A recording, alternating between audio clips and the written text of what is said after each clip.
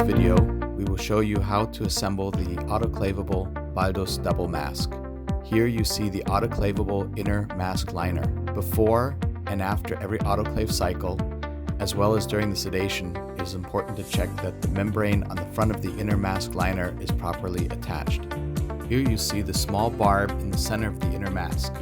Keep one finger pressed against the inside of the inner mask behind the barb. Using your other fingers, press the barb through the small hole in the center of the membrane. When assembling and connecting the inner mask liner and outer mask, hold the outer part of the outer mask where the material is stronger and not in the middle of the mask where it is thinner. Gently push the inner mask barb into the outer mask barb. When the two parts of these masks are correctly pushed together, the barb connection will make a small snapping sound. This sound will let you know that the mask is properly connected to one another. Now that you have assembled the double mask correctly, you can now attach it to the scavenging system.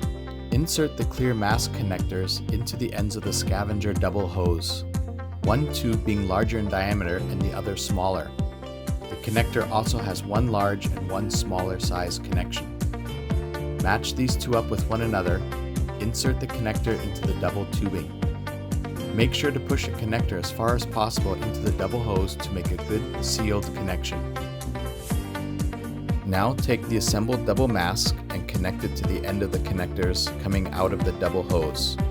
The double mask will also have a large and small diameter hole that match up with the connectors coming out of the ends of the scavenger double tubing. Match these up with one another and press them together.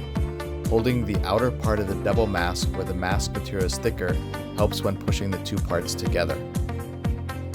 Here too, make sure to push the connector as far as possible together with the mask to make a good and sealed connection.